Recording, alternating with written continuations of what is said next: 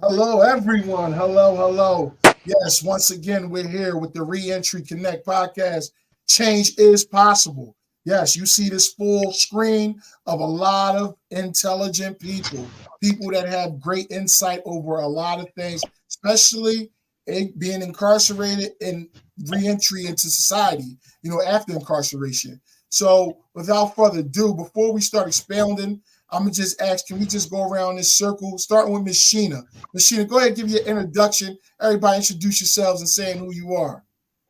Hi, I'm Sheena Eastburn. I'm from Missouri. I was a former juvenile life without parole. And now I'm an advocate. I'm a criminal paralegal, and I work for National Leadership Council of Human Rights Watch to end life without parole. Okay, Mr. Rell. My name is Tyrell Williams. I'm South Philadelphia, 34 years old. I did 10 years in jail. I've been home a year and a half. I currently work for the lottery, delivering lottery scratch offs to like all the stores and supermarkets. I also have a clothing line out, and it's in some of the stores. And I'm also working on a female lingerie line also. Okay, Miss Karen. Hi, my name is Karen Backus. I was incarcerated in Missouri for 6 years, currently in Georgia, and I'm trying to get my feet wet and become an advocate and work with some of the girls I was incarcerated with, Sheena and Sarita, and try to make a change for everybody. Absolutely. Nice. Bea. Yeah, All right, Miss Sheena, you can go ahead and chime in. Sarita? Me, Miss Larita. Yeah. Miss Sarita. Yes. Sarita, keynote speaker, formerly incarcerated person of 14 and a half years. And I'm just starting to change the world. So come on with me. Let's do it. That's cool. That's cool. And you already know I'm Keenan Hudson, author, entrepreneur, keynote speaker, and a bunch of other things. But I'm not here for that. I'm here to deliver some great information to make, and bring awareness to individuals out here in the world, letting y'all know how important it is to know that change is possible. I know change is possible, for me, because I've changed a lot. Not saying that I was the most horrible person in the world, but for me to sit down an amount of time, nearly 15 years in prison, I know that a lot of change has happened within me. And by me having that change, when I did return to society, I was able to reform my mind and to do a lot of positive things. Yeah, I promise. So let me ask you, At 18, I stood. Miss Sarita, if you could go ahead and you could touch on about why do you think change is possible? I know change is possible. First, you got to have some hope inside of you. When I went to the county jail, I was sitting on first degree murder, which would have been a life sentence, which is 30 years, is what they equate to life, 30 years before you're even eligible for parole. So, about 2.5 years later, I finally got dropped down to second degree murder, which is it can carry the same, but you got a little bit more play. So I got sentenced to 17 years. The whole time, I never lost hope. I can find people now that I was in Jackson County Detention Center with from 2008, 2009, 2010, and they'd be like, I just couldn't understand why Sarita was so happy. And I would tell them because I fought for my life to be here. I had a hope that would not be daunted. When I got to the penitentiary, like I said, they gave me a piece of paper. It said I had a decade until I was eligible for parole. Did that stop me? Well, no. But did it make me sad, angry, depressed? All of that. However, the change had already taken place that I knew that I was valuable and I was worth it. And one day people would see me as more than just 1209553 because that was my number in the DOC. And that's how I remembered it because they said, Sarita, you're going to prison. This is your number. You better remember it. Okay. So I said 1209553. That's my number in the DOC. Wow, and and I got transported there. And my life as an inmate began. But when they were calling me Tosin, I knew my name was Sarita. I knew I was smart. I knew that those things didn't fall away just because the gate closed behind me. Powerful. Miss Karen, what could you tackle on that question? Why do you think change is possible?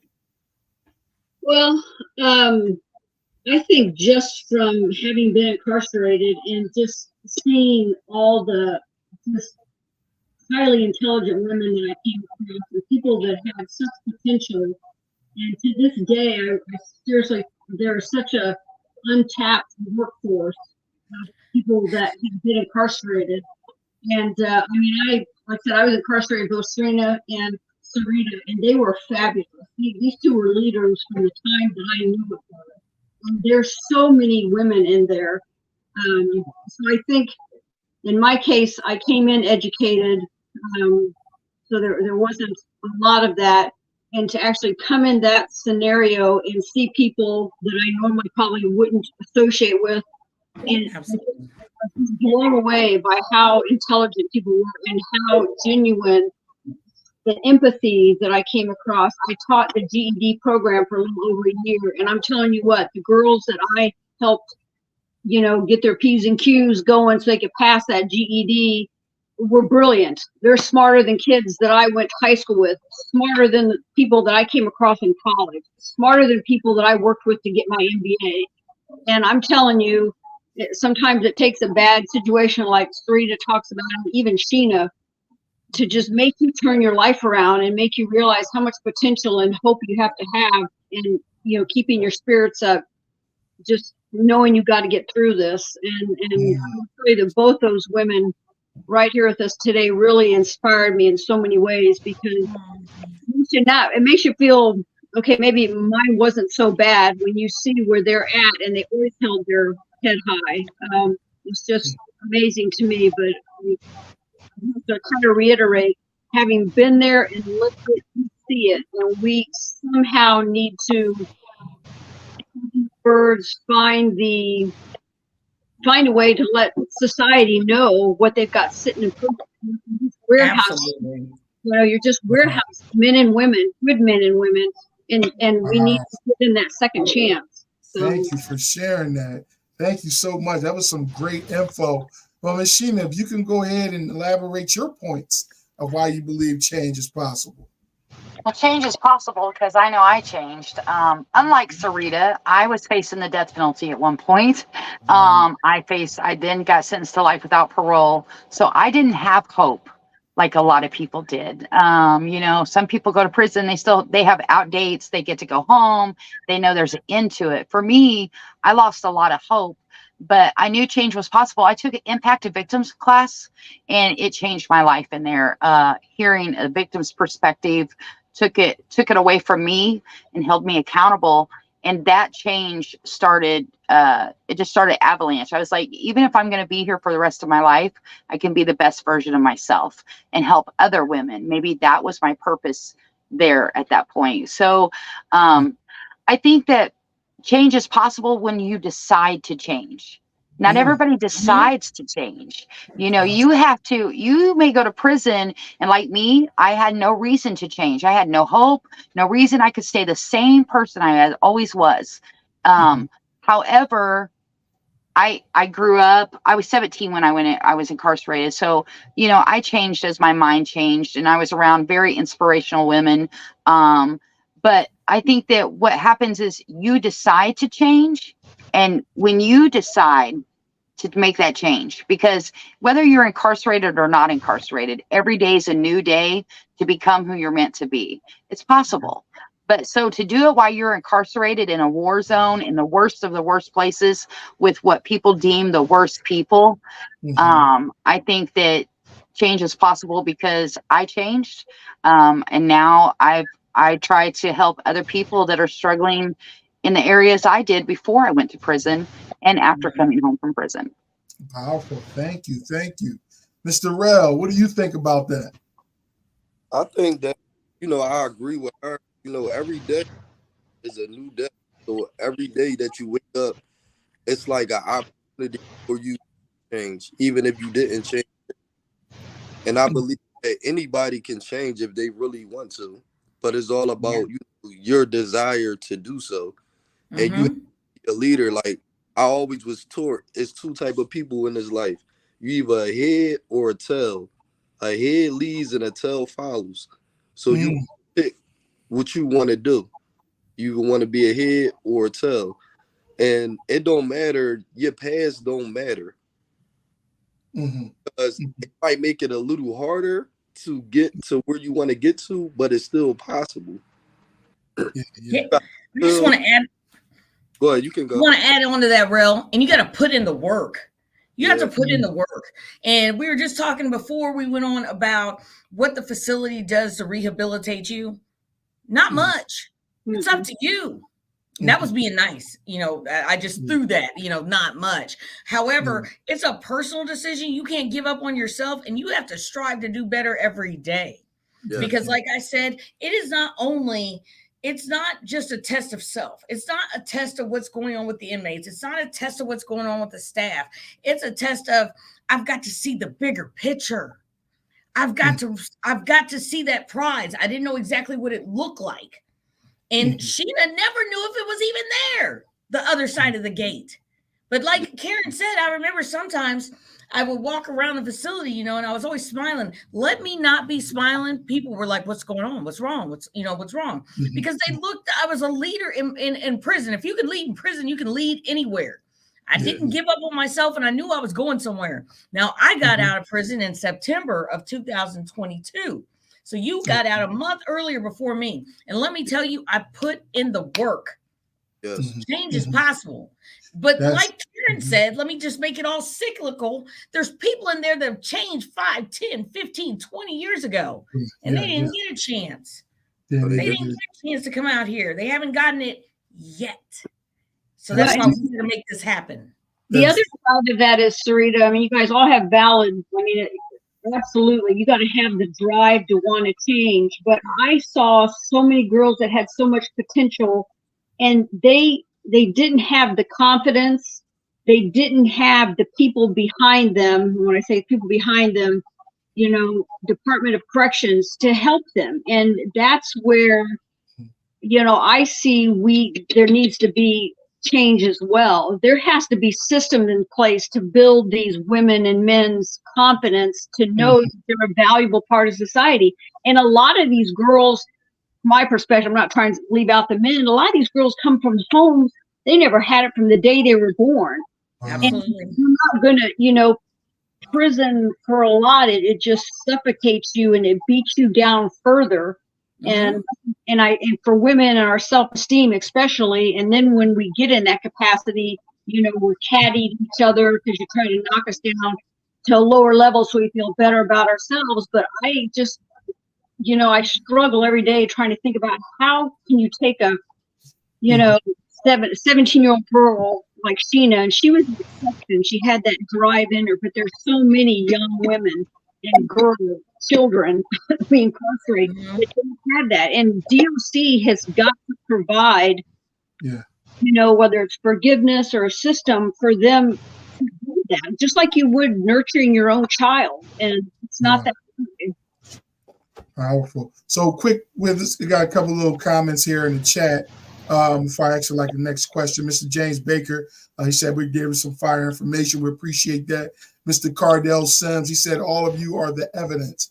And that's absolutely true because each and every one of us been incarcerated. But look, we decided not to allow that to define who we are today. We're out here doing good things. So we are evidence that change is possible. Appreciate that. He says, keep up the good work. Thank you, Mr. Cardell. We're going to give you little greetings. And Miss Amanda, she sent the heart. Thank y'all so much. And really Can I just add to that real quick? Sure. I just want to, we kind of touched on it last week and we talk about change is possible. I want people to remember the programs that work, that help the people leaving prison, that give them the tools are created by the others who have been there for years and know what people need to go home. So it's not people bringing in programs. It is people that's inside that's created programs that helps make the change possible. Wow. That's very profound. Thank you for sharing that. And then, you know, my next big question is, you know, throughout the world, they say we believe in a word of rehabilitation, right? But however, they're still sentencing people to death. They're still sentencing people to life. They're still sentencing people to football numbers that will never even, they just playing with people's lives. Mhm. But here it is, we believe in reformation. We believe in rehabilitation. Now, in what ways do you think the law, from the legal perspective, goes wrong with just doing away with people's lives as if, it doesn't matter and they don't believe in the change? Because change is rehabilitation, correct? Let me get in there because they Okay. have no context in America, because we are one of the only countries that incarcerates so many people for such a long period of time. Yes. And let me tell you, when you watch one of those shows, people are conditioned. Like, I'll be sitting there with my mom, and they'll have somebody, he was, robbed, strong or armed robbery, sentenced to 15 years. Only 15 years. I look at her like, you are my mother. What did you miss? It's just people are conditioned to think that, I think of it this way. When I went to jail, someone could have had a baby, and by the time I got out of prison, he would have been in high school. That is a lifetime for someone. They don't take it into context. They don't see the brevity of the amount of time you take from someone, especially a child. At 17, you are a child. And because I'd used drugs, you stop progressing. At 28, when I caught my case, I was so immature, and I had been groomed by a predator from the time I was 22. I didn't know any better, so I had sense, common sense, I thought, but I had been manipulated. Regardless, I was not functioning on the level where I was making good decisions about the course of my life. None of that was taken into context. None of my story was taken into context. None of who I was.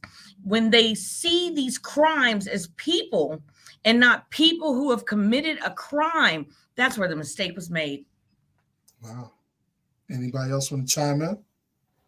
Well, I get a little fired up because, we have a lot of, this kind of goes politically. We have a lot of politicians who use, Christianity as a way to get in offices a lot of times. And this may not go over real well, so I'm sorry if it doesn't, but it's about grace and mercy and forgiveness, and people are redeemable. So don't use this religion and this Christian to get on a podium and get yourself on a boat, but then you think nobody's redeemable. You think change is not possible. You think that they're throwaways. So as a politician or leaders or all these people, I've heard preachers talk about, throw them away, basically lock them up, throw away the key. And when you hear things like that, you're like, where has our country gone that we forgot about grace and mercy?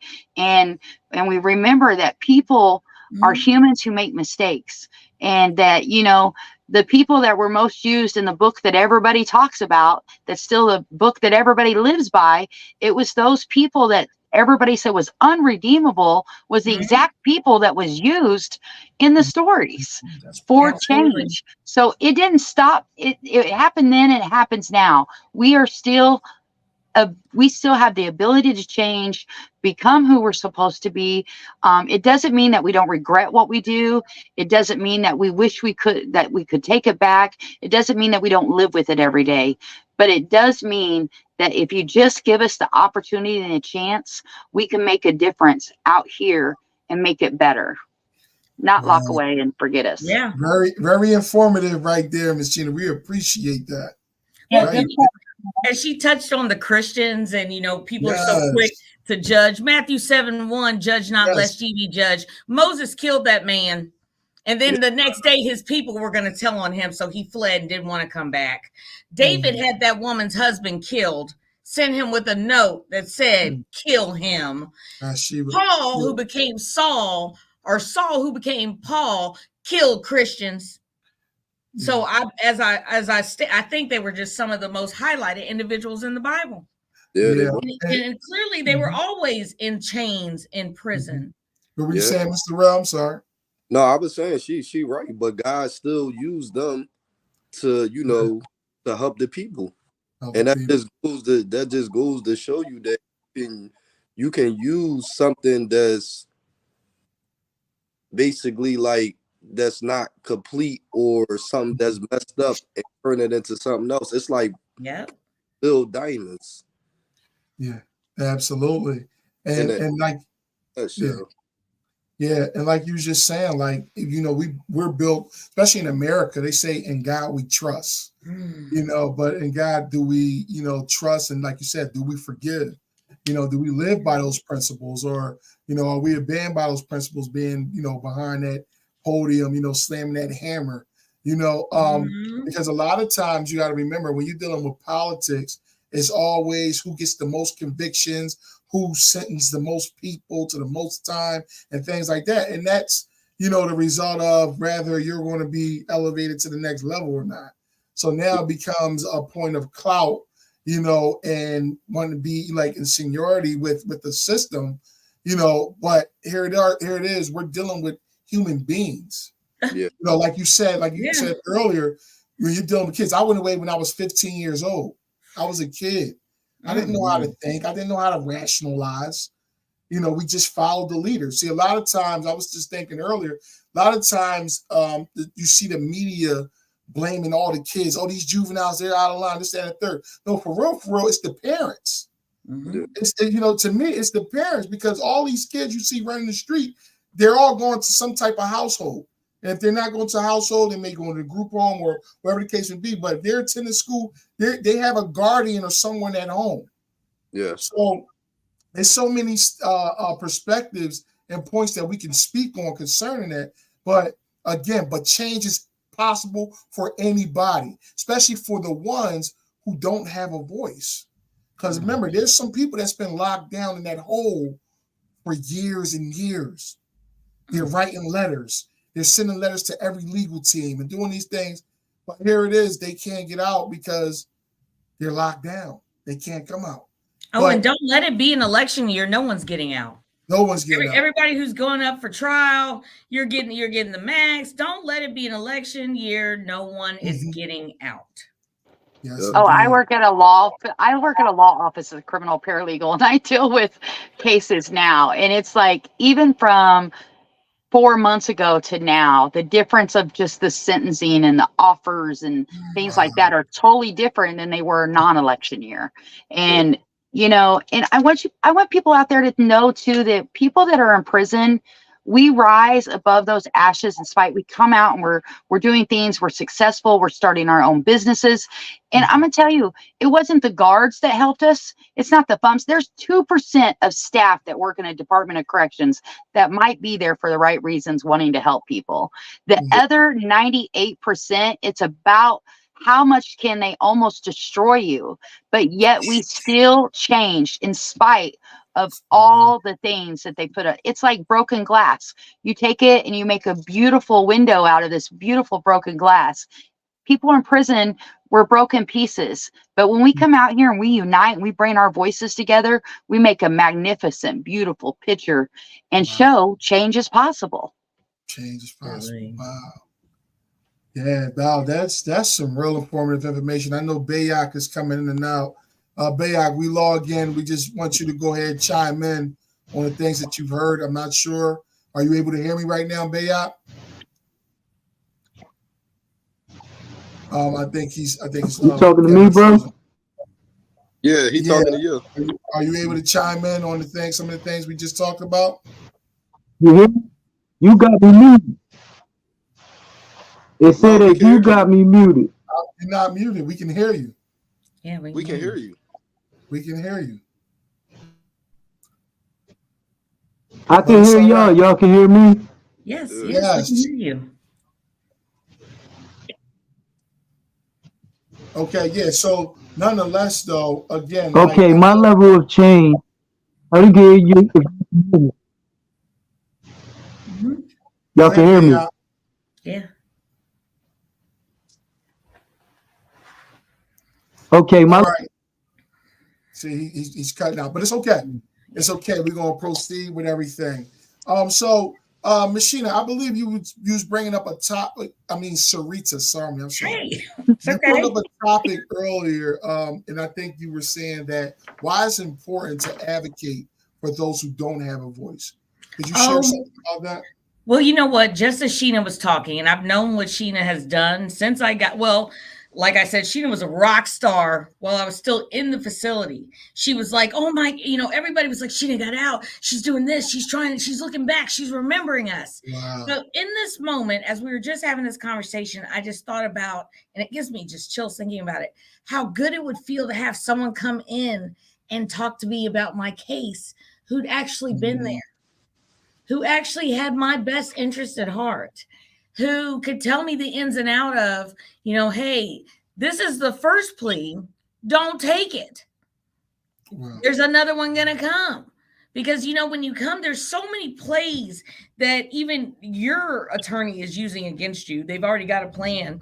And I remember I sat in the county for almost 3 years because I had a good case. They couldn't just give me some time and send me away. So when I came back to my little unit, they're like, don't take the first plea. Sarita, your crime is righteous. Don't take the first plea. I called home. The first time this man had ever called my family was to tell them that if I didn't take that plea, that I was going to die in jail and I'd never spend time with my son in the free world. Wow. This was my lawyer. Regardless, when you go in and talk to these people, Sheena, may the Lord be with you and let them feel the feelings that how good that would feel to have someone who can speak from personal experience. But now, me, Karen, Rel, Bayat, we're their voice. So Sheena, tell us a little bit about how to engage legislation, because I just recently put this into context. When people go vote for the president, that's the electoral college. So Yeah. That's going to happen. That's all. It happens at the local level, at the state level. How do we do it? Tell us. Well, I mean, we want to advocate on local, your states, whatever state you're in, but you also want to advocate for federal uh, people as well. So I do both. I actually advocate I go to Jefferson City. So our capital is Jefferson City. The best thing to do is start developing relationships with your legislators. Start emailing them, telling them why it's important that change happens. Invite them to go visit the prisons. Talk to the long-term offenders.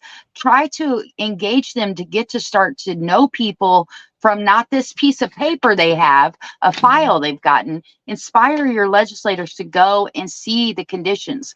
Pop-up visit. Encourage them to do pop-up visit. We all know when legislators and senators come into the prisons, they have us cleaning for a week. They have us acting like we're on the best behavior. And all the caseworkers act like, and guards act like they're the friendliest people in the world. And we all know it's just BS. Okay. Yeah. So what we need to do, your voice matters, especially if you are a returning citizen. Your voice, you have the experience, you have the stories, the knowledge. You are the one that is the expert in the field that has those conversations. And so the best thing to do is find local organizations that are in your state, in your town, that are going and doing legislative. Big organizations, of course, are dream.org, FAM, the Sentencing Project. There's many out there that are huge organizations that do state and federal. When you start going to your legislators, build that relationship. Hey, this is who I am. I was incarcerated. Don't start with I'm incarcerated if you were incarcerated. Start with who you are today and then be by, because I'll tell all my credentials and I'm like, and I was known as 7826 to the state of Missouri. And they're like, oh, wow. So let them get to know you a little bit before they start knowing that. Another thing that people need to know, if you have a loved one who is incarcerated, your voice absolutely matters. You are a voter. Start voting for legislators who support criminal justice reform. We keep letting people in offices that are hard on crime and do all these different stuff. It is time. There are so many of us incarcerated. If our families would go and vote and say, no, we're not okay with this. We want people who's going to make a change in the prison system. So that's just how you get started. And you can always reach out to me. If you want to, we do training on advocacy. We do how to get a hold of your legislator. If maybe you don't know how to do that, get a hold of me. I will hunt down your state. I will help you find the organization, because I want you to know your voice matters. And if I need to help you get a microphone to holler, I'm there. So you could definitely do it, but definitely get started. a lot of people think that their voice doesn't matter, but even if you're a whisper or you're shouting, more voices, the louder we are, the more change it will come about. But don't sit quietly. Don't sit quietly. Absolutely. And Ms. Sheena, just real quick, and sometimes the truth of the matter is a lot of people are intimidated because of their lack of knowledge. A lot of times they don't know, they can't tell you the three branches of government. They can't tell you the judicial, the legislative, or the executive. It's a lot of things that a lot of people just are intimidated about. But yeah, but you have to remember that they put their pants on one leg at a time, just like you do. They may have had more education, book wise, or this or that, but they don't have your experience. They don't have your experience of losing your loved one to incarceration. They don't have your experience of being incarcerated. And I love talking to the people that are against us. Those are my favorite, because if we can change their hearts, then we're doing something. But know that your voice is important. It doesn't matter if you have a 5th grade education or you got a doctorate degree. Your voice matters because it's yours. Your opinion matters. You're a voter, and you change the laws. Absolutely. Right. Miss Karen, you were trying to say something? I'm sorry. No, I just totally agreeing with her. It's kind of intimidating to, know where to go, how to start. But she's absolutely right. It doesn't matter your level of education, because from my perspective, no matter how much time you've done, you've pretty much got a doctoral degree, because I think a lot of these legislators live in a world of, they want to be perceived a certain way, and you really don't know what they think. They just, I just think it's so characterish. And I think having lived it and being able to talk to them openly about, I had a very young child when I left, and when I came home, she was pretty much in middle school.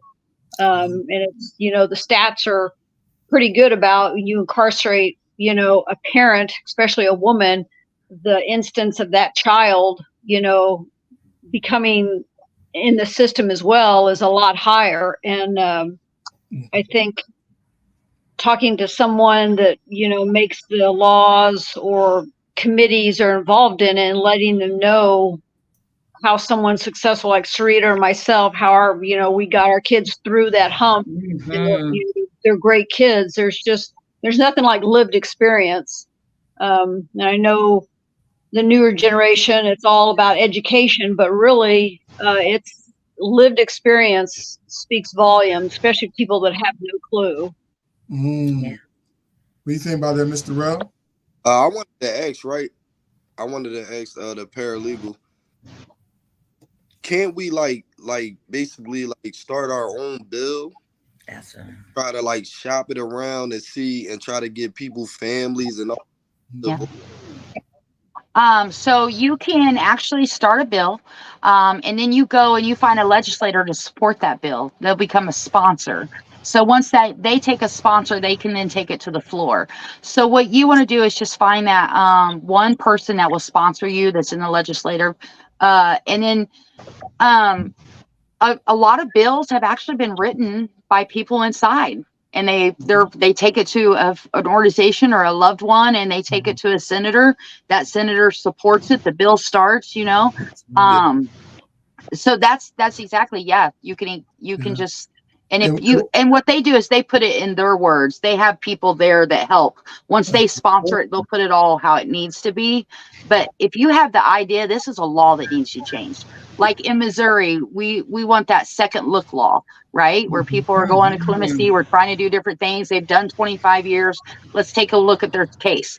Well, in our legislation, they're trying to do it by the parole board and the governor, the decision makers. Well, they haven't been making good decisions this whole time. So why are we going to keep having them do it? So instead, we want to change that bill to take it back to the judge, the prosecutor, the counties.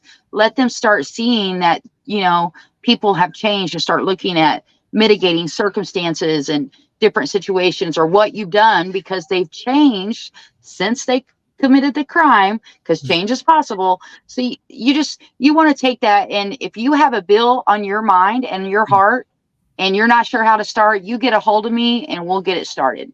Okay. That's Okay. great. That's great information. And another way too, absolutely, because I shout out to Reform.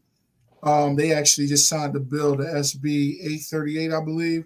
That's they actually fighting against from people going back for technical violations, things like that, not committing another crime, parole officers just sending them back. There's so many different things that's going on, giving outstanding probation periods. But long story short, but getting sometimes, like you said, even getting with the legislators, but even a lot of these nonprofit organizations that fight, like Time Done Reform and a host of other ones, they look for things like that. They look for different bills to submit. And like you said, a lot of times going there by yourself, sometimes it's like, okay, they're not really going to listen to you. But when you got the right team behind you and you got the right lingo being printed out, your name, you can make things happen. I noticed that a lot. But like I said, again, it's all politics. Well, and you were a federal, right? No, I was in state. You was in state too. Well, in federal, I mean, let's just look at federal law that changed. That is amazing. The First Step Act. Okay, people are out, and it changed so many people. I know lifers that have come home, that I've met, that have came home doing wonderful things that were from the federal level from that First Step Act. Guess which people have the lowest recidivism rate? Long the people timers. home on the First Step Act. Mm-hmm. Wow. In the federal, in the state, juvenile lifers and life without parole people who have came home, our recidivism rate is the lowest. So, I mean, that just goes to show that we're not the ones going back to prison. It's a short time. It's always the short timers, the ones that's getting these 2 to 4s, these 1 to 3s, and things like that. But the ones that get hit hard, banged in the head, when you lose your mind knowing you're not going home one day, that'll make you realize really fast. But it may take you some time, even if you may have to spend, a little 10, 15 years in prison. But not to commit that crime again, I'll tell you that. The average person will. That I'm telling you, I told somebody this the other day that it's something about when you get that 10-year mark in, time does something to you. Time's like, whoa, like, is this really what you want to deal with all your life? But I don't mean to take it all up. But people are here saying this great conversation. Maribel, Cardell saying great conversation. Go ahead, we can keep it going. Anybody else want to chime in on that? I'm sorry. No, you're fine. I agree for what you're saying, because my first state bid, I had a drug case and I did a 2 to 4, and it didn't phase me. Like, I was in there trying to think of how to be a better criminal. You see what I'm saying? And when I came home, I just did the same thing. I just got a little better. But when I did my 10 years, it was basically for the same thing. It was drugs, and it was a drug deal going wrong. And we beat a guy up that was, trying to get over on us. And he called the cops and lied and said that we robbed him and stuff like that. And I got convicted for robbery and drugs, and I got a lot of time because I wouldn't tell on the other people that was with me. So, but this time when I went in, after time went on, people started dying. My daughter was born a month after I was incarcerated, so I missed all of that. All the people dying, all that type of stuff. And while you in there, you just reflecting on your life, and the more time you do, the more you want to change so you don't come back in there and do the same thing. And then I had a brother, I had a cousin that was my cellie. He got he's still incarcerated. He got 25 years in there. My little brother, he was in there. He had I don't know if you're familiar with the same judge that Meek Mills had. Okay, the lady, the one they fired? Yes, my brother had the same judge, and she did him wrong. He was 18 when he went in, and she gave him 15 to 30 years for a gun, his first case ever. And when I went in there, I'm like, man, my lawyer got over on me, and I'm like, I want to learn the law. So I linked up with some of the the jailhouse lawyers, what they call them, and I started learning. And my brother, I started, working on him, using him as an example. And then I up getting them time back. I wind up taking the 15 to 30 down to a 10 to 20. Okay. So, Okay. and he wind up coming home or whatever. And I was also working on myself, but I never got a chance to, to always redeem myself. I wind up doing all my time. But it was that kept me driving, kept me moving. The hope that the pill might come through or this might happen or that might happen. And that's what dragged me through and got me through the bed to the point that I'm like, yeah, I don't want to do this. I don't want to walk the yard in a circle like a dog for the rest of my life. You see what I'm saying? And I don't want to walk to the child hall and just basically live in a box like an animal. Yeah. That's why, like, I got animals. Like, I won't even put my dogs or cats or nothing like that inside of a cage because I know how it feels to be in there. Mm-hmm. So that's like, sorry. easy. Go, you can go. So what's the consensus about, the people that are getting 2 to 4 years? Because, I mean, I totally agree. I did a lot less time than you guys did, but even in my 6 years, I saw many girls come and go 2 or 3 times. Yeah. So what's the consensus? Does that mean that we give everybody a harsh sentence? No, here's the consensus. They're still working on their testimony. Okay. They're still on the wheel. They're still being crafted. Just like I used to tell a lot of people, Matthew 7:1, judge not lest ye be judged. Because I had a lot of friends that had more time than me, and they'd be like, oh, they just keep coming in and out. Well, are you mad that we haven't got our chance yet? Okay. Well, in a way, I'm sorry, I was gonna say because in a way that it can be offensive though, Miss Sarita. Well, let me tell you this. People didn't want me to see them. They didn't want me to see them when they came back. Wait, and they'd walk with their heads down. I said, put your head up. I'm not your judge. Your judge wasn't your judge. You have one judge. And guess what? Some people don't even get lucky enough to come back. So just because you keep making mistakes in your life and you keep going to prison and you keep losing your kids and you keep ending up homeless and you keep ending up prostituting and you keep getting caught with a crack pipe or a needle, that's not my place to judge you.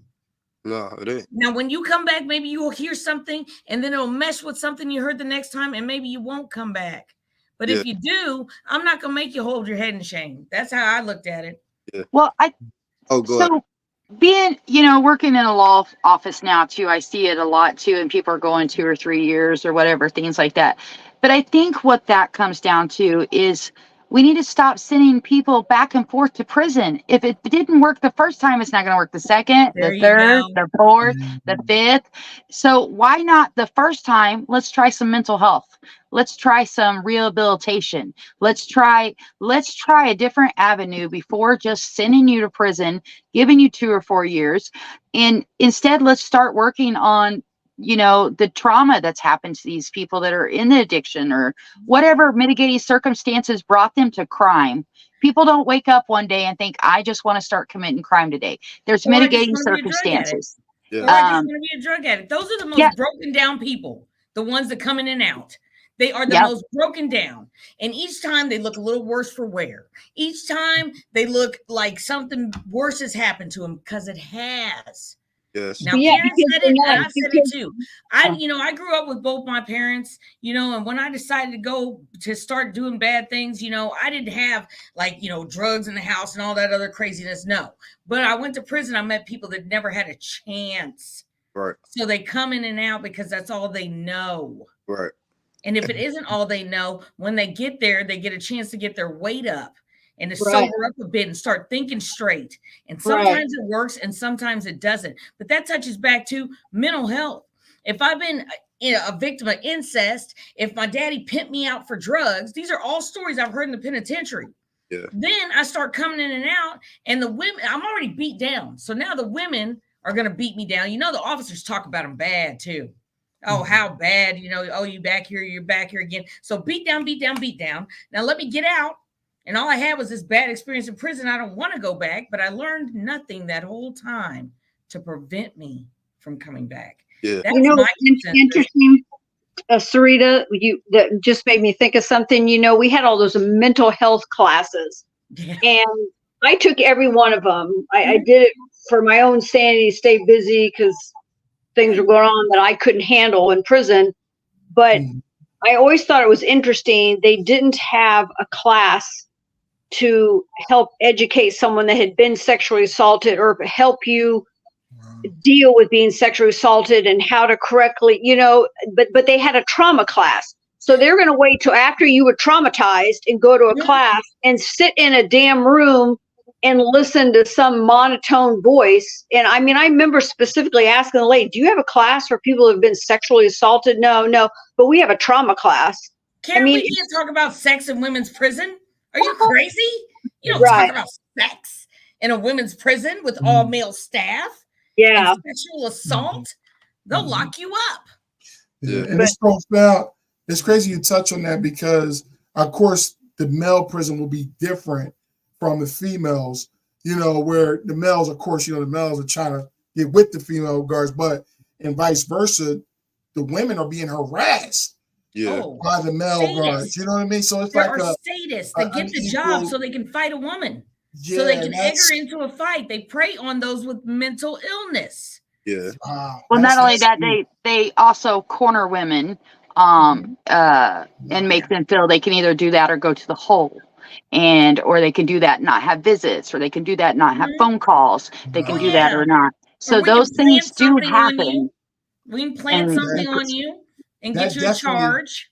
That definitely has to be a topic because these are some things that a lot of people they just are not informed of. That's just serious. Like if they're not informed, because I wasn't informed of all the things you just mentioned. Like that, they used to do that to y'all, but then it makes sense. Well, that's what guards do. And Sheena, if you were to say, if we're still locked up, and you say, Officer so and so, talk to me about this, and I don't feel right, turn around and what? Say it. Cuff up. Cuff up. You're going to the hole. What? Yep. That's exactly how that goes. But if you think about it, right? That's grounds for to start a petition. Maybe we could start a petition for COs to wear body cams the way the cops wear it. Ooh-wee. Yeah. That's something to think about. That's something that's been brought up in many different topics of things. So that has been brought up in some different legislative type places. So that has been a topic. It was interesting in Chillicothe. Really, a lot of rooms did not have cameras. Admin didn't have any cameras because they didn't want their administrative staff to find out what they were doing with the inmates. So I mean, it's a no-brainer if you don't put a camera or some real means of detecting what's going on there. All you're doing is inviting. Well, that's where it's going to happen because there's no camera in there. And a big window like they show for shoplifting is not going to hack it because there's ways around that. But yeah, I mean, you don't even want to get started on the sexual assault thing because I lived and breathed that in my 6 years at Chillicothe, and that's a whole nother story. Gina's pretty aware of, but I'm just telling you that I still to this day do not understand how, Stina, you talked about there's 2% of people there that, are there for the right reasons. They're trying to help people better themselves and get out and not come back. And then the other 98%, they're just, how do you get that many people that hate people and want to be degrading and want to put you down and want to, rape you and want to do things to you? I don't get it. It's just like it's a breeding ground to bring people in that like have a chip on their shoulder through their life, and they're going to make every person around them pay for it. I think that, sorry. I think that people think that all inmates are liars. So we need to come out. That's where your voice, again, is important. That you are not the liar, that you are telling the truth, that these things do happen to people incarcerated, that this is why things need to change. If your loved one calls you from home and says, hey, this is going on, make a call to your state rep. Hey, why is this happening to my loved one inside? Start raising a fuss, because when they figure out they have people out here that care, They stop treating your loved one like that sometimes. Sometimes retaliation comes at first. But if you keep, you know, calling and doing things, they're going to be like, okay, well, we're not going to keep doing this to so-and-so because they have family out here that's going to, you know, we're eventually going to get in trouble. It makes a difference. It True. does. It does It make makes a difference. It does. And that's a good thing you're sharing that, because there's individuals that are incarcerated are watching this right now. And that's a good thing. You're sharing that to them to make them aware and take the proper procedure of you know, taking that initiative of grieving that process. Yeah. And they're not the only ones that have been there. Yeah, I wanted to say, We've been there. not to go to the question, but I don't want no politicians or judges or DAs looking on here like, well, based off of what he said, we need to give them more time. No, every human is unique and different. I know people that went away for 3 months and came home and never went back to jail. So everybody is different. So what works for one person might not work for another. One person might need 1 year, one might need 5, one might need 10. So everybody is different. And I just believe that they need to get to the roots of the problem. So The mitigating circumstances. You're exactly right, because one person may need a year, one may need to come in 3 or 4 times, but then you mix into that scenario the young person they keep putting out back into the same situation with no means to try to better themselves. And that comes down to, in my mind, you know, this having a felony conviction and not being able to find a legitimate job to support your family. I was talking to a gal on the phone today about, I mean, I don't have a drug history, but I'll tell you what, if I had come out and hadn't had, you know, a roof over my head and didn't have to worry about that, I'd have done anything illegal or legal to feed my kid, you know. And that's, to me, I just see so many young women that get out and, you know, the PO's like, well, we can't let you go to, you have to go back home. And yet back home is what got them into the situation to begin with. I mean, a lot of the drug situation is the families are on drugs. And, you know, that to me is, those people could keep coming back. And you're right, Sarita, in the 2 or 3 years that they're there, even the 2 or 3 months, they get, you know, food and some decent sleep. I mean, I literally saw women that had black circles around their eyes and in 3 months looked like a whole different person. But you send them right back out there, they can't get a job.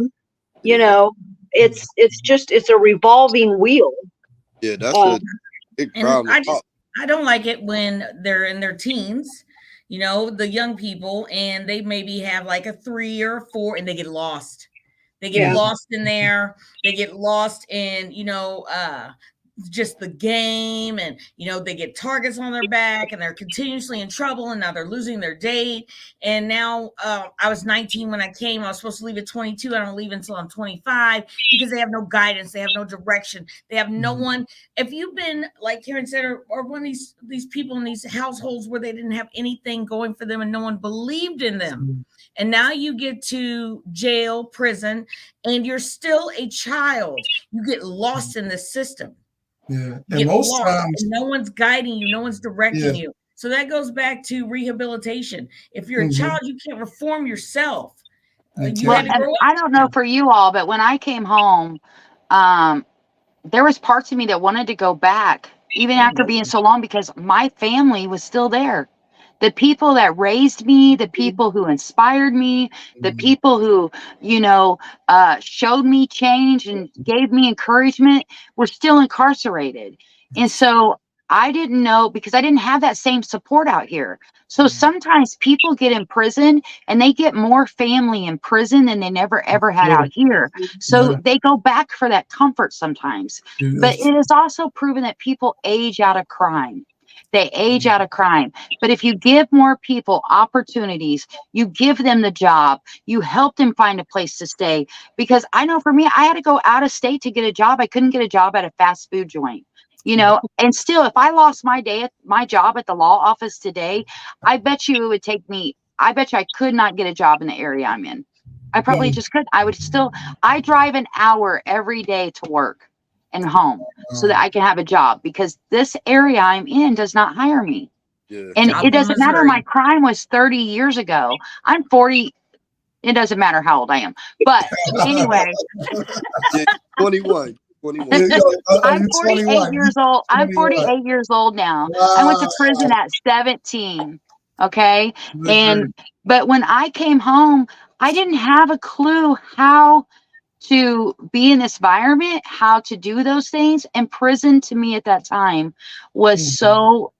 that's where I left everything I knew. And so, I've had to learn that change is possible out here too. And I couldn't give up hope. I got to keep pushing. Sometimes I make wrong decisions, but it doesn't matter if we make wrong decisions. It's about brushing yourself off, getting back up, keep pushing. Because I'd rather somebody keep coming in and out of prison, because too many of them, we got the phone call that says they're never coming back from anywhere That's because right. they OD'd, or That's somebody right. murdered them, or they froze. We had people who froze in Mhm. homes because they couldn't have a place to live, that they literally died freezing to death because they were Wow. homeless. Yeah. Powerful. Hey, and real quick, I know we're coming down on the hour. We got like 5 minutes left. I did want to read a couple of these little comments. I see Miss Amanda here, Roy, Missouri. They're supposed to be working on Reentry 2030, which is supposed to be helping with jobs, ways to get their personal documentation, et cetera, et cetera. Pray for it. Pray for that really believe in are working on it in all the right ways. We appreciate you Yes. tuning in And on Amanda, that. Thank you, you're right. Amanda. And I am praying for that, Amanda, that it Me is too. because they really want to do reentry and not because they want pats on their back to look like they're doing reentry.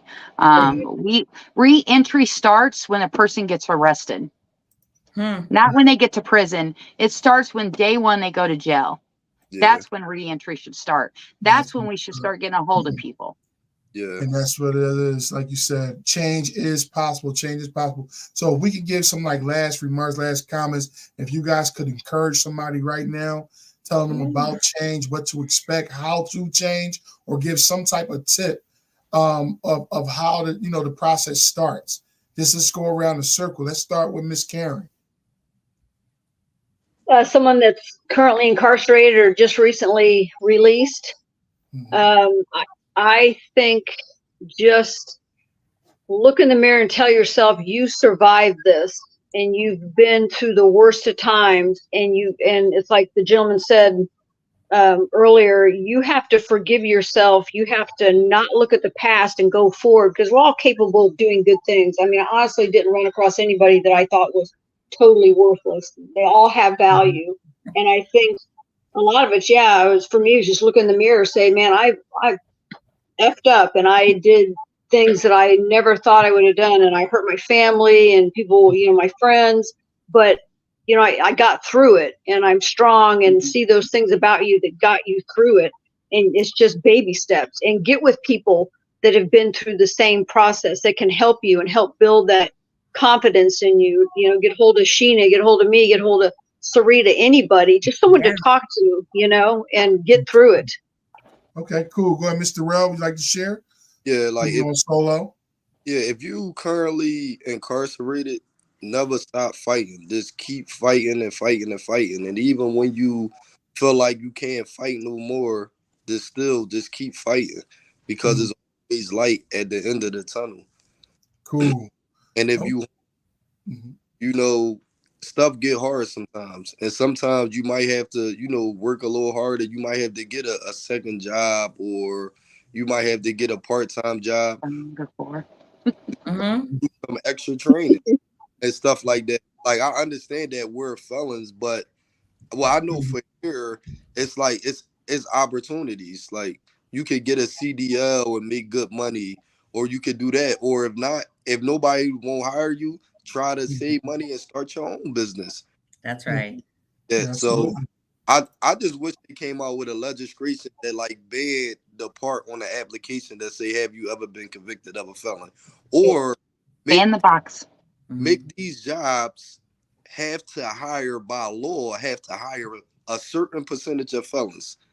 Okay. That's an awesome idea. Have to have that, Cool. because a lot of people have been incarcerated from every, middle class, lower class, poor, like even like to the famous people. You had Martha Stewart, but she's not getting hassled about being locked up. None of that. She's still on TV. Cool. She's Okay. famous for it. Yes, she is. So we're gonna allow Miss Sheena. Can you chime in? I think about a quote called by Stephen Covey, and I'm going to read it to you. I'm not a product of my circumstances. I'm a product of my decisions. So I love that quote. So it doesn't matter whether you're incarcerated or you're coming out from incarceration or you're just a person who cares about justice. Just remember that, change is possible and that you can create the change in our laws. You can be a voice. And if you're incarcerated, just like he said, fight, get in that law library, learn your laws, learn where you can fight. Do not give up hope. There is hope in the dark place. So Cool. Miss right. Sarita. Okay, before I tell my encouraging word, I just want everyone to come out if you can. Oak Park, Illinois Restorative Practices Conference this weekend. I will be there on Saturday in a breakout room talking about how incarceration doesn't stop us.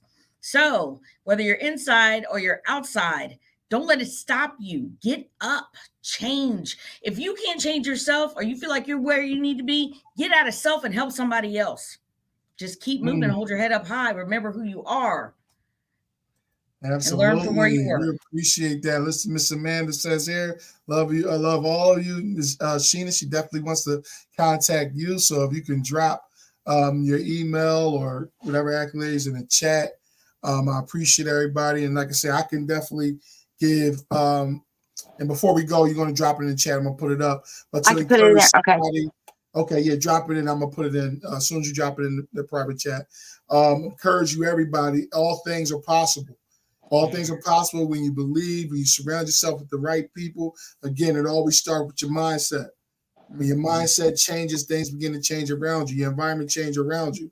The things that you used to do that was, out of control, you start to look at them differently. Again, as the brother said earlier, don't get it twisted. Or somebody logged off. Anybody can change. God can use anybody. The things, or the people that people may see crooked, God may see straight. You know what I mean? So it's a lot of things that you can learn, you can teach yourself, you can grow, each and every day. So again, y'all. So without further ado, we're gonna get ready to end this podcast. I'm actually what I'm gonna do is I'm gonna actually let Miss Sheena, you can just state where they can find you at. We can go around that circle real quick. Miss Sheena, Miss Sarita, and then we go to Rel. You can always email me at seSperm75@gmail.com or get a hold of either anybody on here. But we have a Facebook page for people who are incarcerated, formerly incarcerated, or their loved ones, and it's called Prison Did Not Break Me. It's on Facebook. You can get on there and you can be able to message me on there too. Gotcha, Miss Sarita. You're muted. You're muted, Miss Sarita. The whole show you weren't muted, and you're muted now. I'm sorry. www.saritatalks.com. It's my webpage.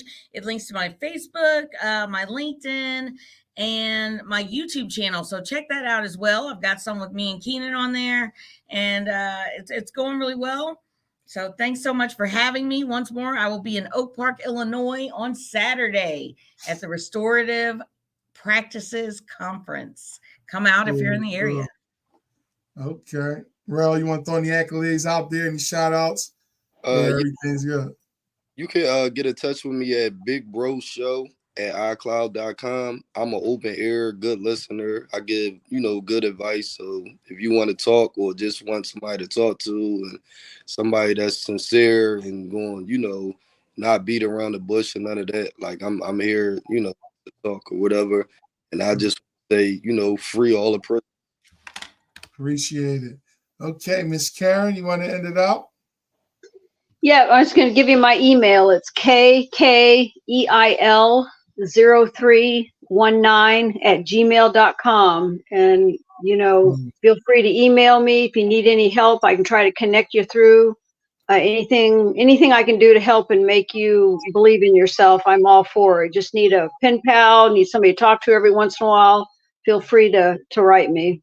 That's cool. All right. We appreciate it. I know we've been over here over an hour, but it's okay. We thank everybody for tuning in. Best believe you'll see us again next Thursday. For those who are in the Philadelphia area, be careful with all the snow that's coming. Yeah. Also, Miss Sarita, I know you got a big drive tomorrow. Be careful with the snow, weather. Appreciate y'all tuning in to Reentry Connect podcast. Again, change is possible. So until further notice, we'll just see everybody next week. Guys, on. All right. Peace out. All right.